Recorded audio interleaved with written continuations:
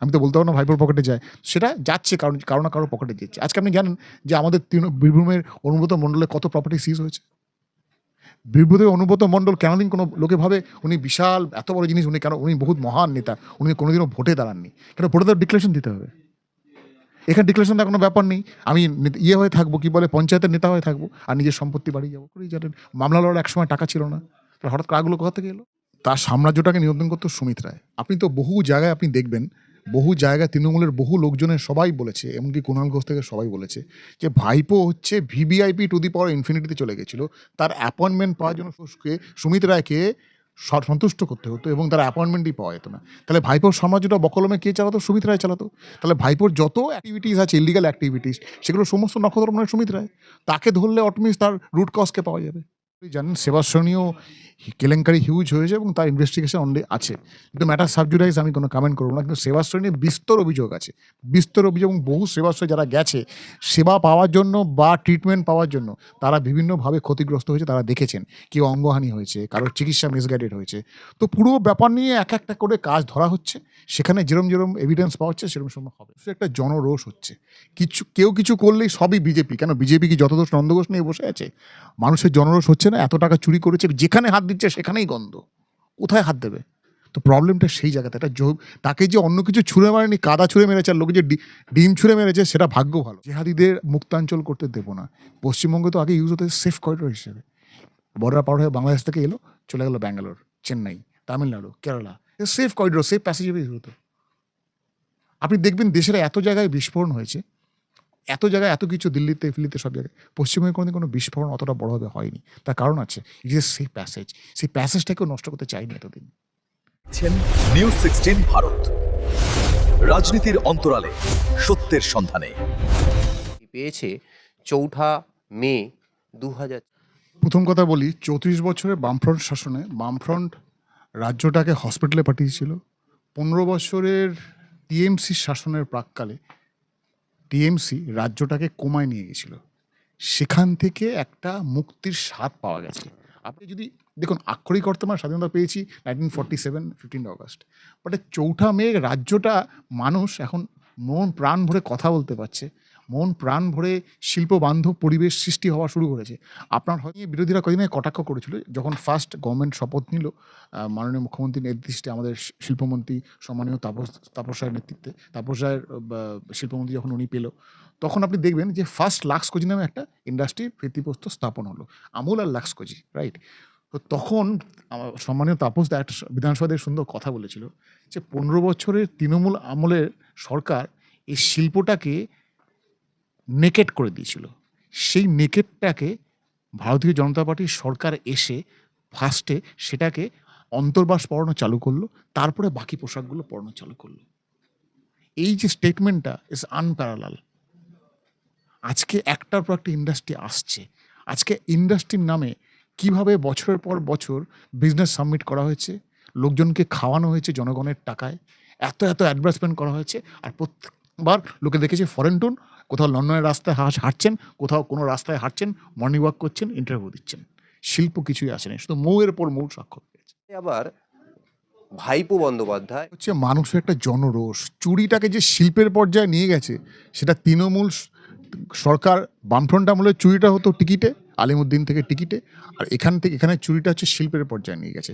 তো মানুষের একটা জনরোষ হচ্ছে। কেউ কিছু করলেই সবই বিজেপি। কেন বিজেপি কি যত দোষ নন্দঘোষ নিয়ে বসে আছে? মানুষের জনরোষ হচ্ছে না? এত টাকা চুরি করেছে, যেখানে হাত দিচ্ছে সেখানেই গন্ধ। কোথায় হাত দেবে? তো প্রবলেমটা সেই জায়গাতে। তাকে যে অন্য কিছু ছুঁড়ে মারেনি, কাদা ছুঁড়ে মেরেছে, আর লোকে যে ডিম ছুঁড়ে মেরেছে, সেটা ভাগ্য ভালো। ডিমের দাম বেড়ে গেছে মার্কেটে, এত ডিম ছুঁড়ে মারা হচ্ছে। আর প্রবলেমটা লোকে কী ছুঁড়ে মারবে? আমাদের মাননীয় রাজ্যসভাপতি বলেছে না যে আমাদের কাছে মেটাল ডিটেক্টর দিয়ে আমরা অস্ত্র পরীক্ষা করতে পারি, কিন্তু আমাদের ডিম ডিটেক্টর নেই, আমরা ডিম কী করে পরীক্ষা করব?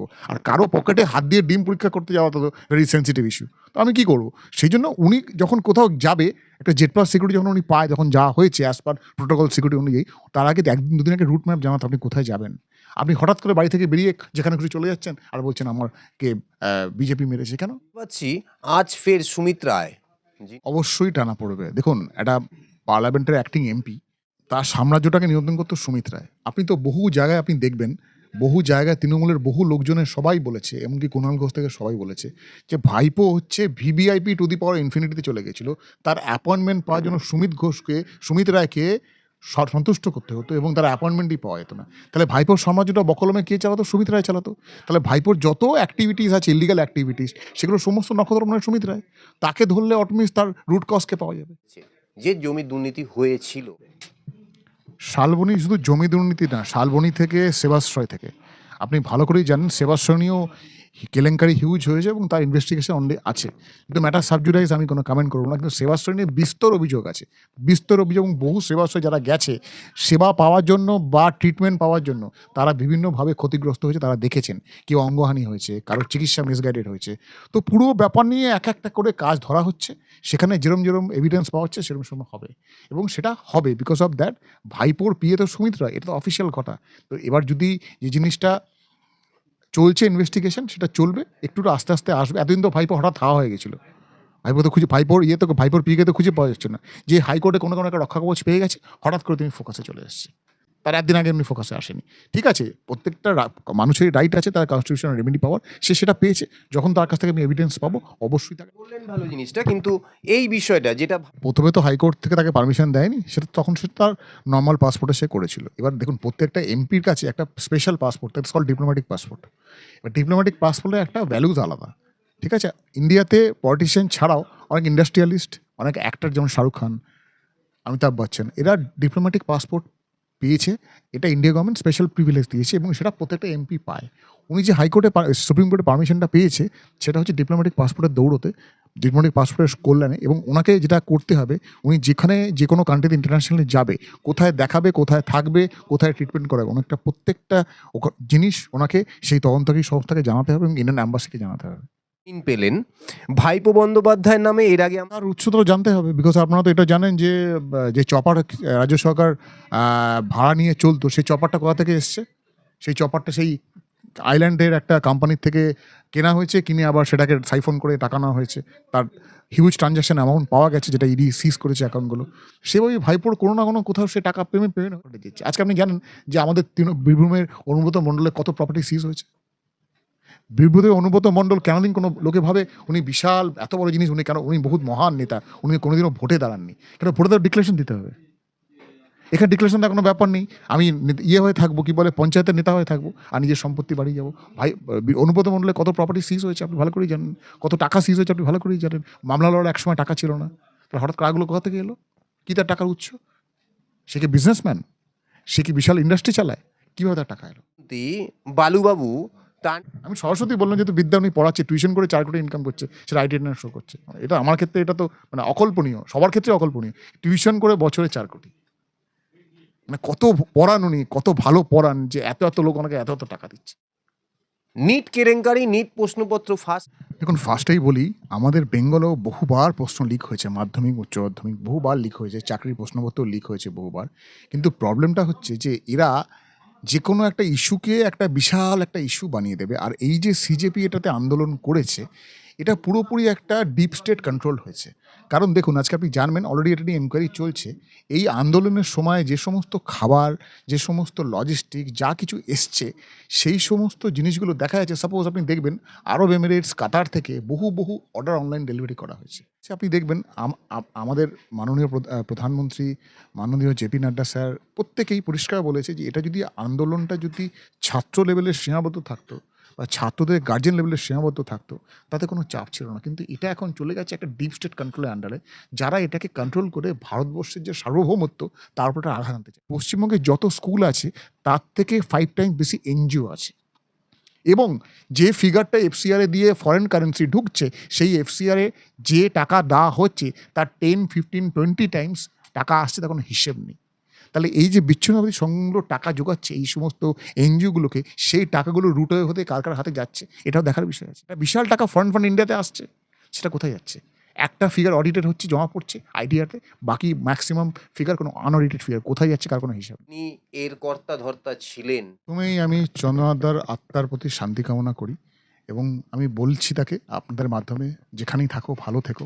আমরা চাই তোমার এই জঘন্য অপরাধের বিচার হোক। আপনি দেখবেন মাননীয় মুখ্যমন্ত্রী হওয়ার আগে আমাদের বিরোধী দলনেতা হওয়ার সময় আমাদের পশ্চিমবঙ্গের জিওগ্রাফিক্যাল ডেমোগ্রাফিক্যাল লোকেশনে যদি দেখেন, চারদিক থেকে বর্ডার স্টেট, আর বাংলাদেশ স্পেসিফিক্যালি। আর বাংলাদেশ থেকে মুশকিলটা কি, এই খোলা বর্ডার থাকার জন্য বহু সারে তার নাম বাদ গেছে, তার নাম খুঁজে পাওয়া যাচ্ছে না।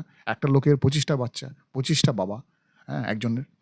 ব্যাপারটা কি, এটা নিয়ে পুরো একটা ডিপ কনস্পিরেসি চলেছে যে কত জায়গা খালি হয়ে গেছে এবং কত বাংলাদেশি লোক অবৈধভাবে সীমান্ত পার হয়ে ইন্ডিয়ার সমস্ত খাদ্য এবং ডেমোগ্রাফিক্যালি চেঞ্জেস করেছে।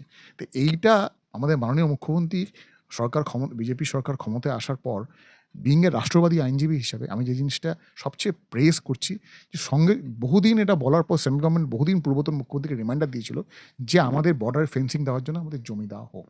সে সেই জমিটা দেয়নি, কারণ বিকজ জমিটা দিলেই তার এই পাচার সব বন্ধ হয়ে যাবে, গরু কয়লা সমস্ত কিছু পাচার বন্ধ হয়ে যাবে, লোকজন আসতে পারবে না, টাকা একটা ঢুকছে। এই যে পশ্চিমবঙ্গের বর্ডার এলাকায় সমস্ত যে মাদ্রাসাগুলো আছে, সেই মাদ্রাসায় কোথা থেকে ফান্ড আসে, কি পড়ানো হয়, কি সিলেবাস হয়, কারো কাছে কোনো নলেজ আছে?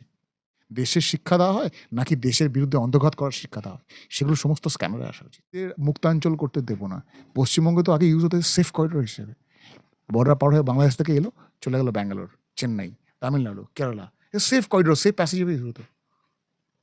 আপনি দেখবেন দেশের এত জায়গায় বিস্ফোরণ হয়েছে, এত জায়গায় এত কিছু, দিল্লিতে ফিল্লিতে সব জায়গায়, পশ্চিমবঙ্গে কোনো বিস্ফোরণ অতটা বড়ভাবে হয়নি। তার কারণ আছে, ইট ইজ সেফ প্যাসেজ। সেই প্যাসেজটাকেও নষ্ট করতে চাইনি এতদিন। নিউজ 16 ভারত, রাজনীতির অন্তরালে সত্যের সন্ধানে।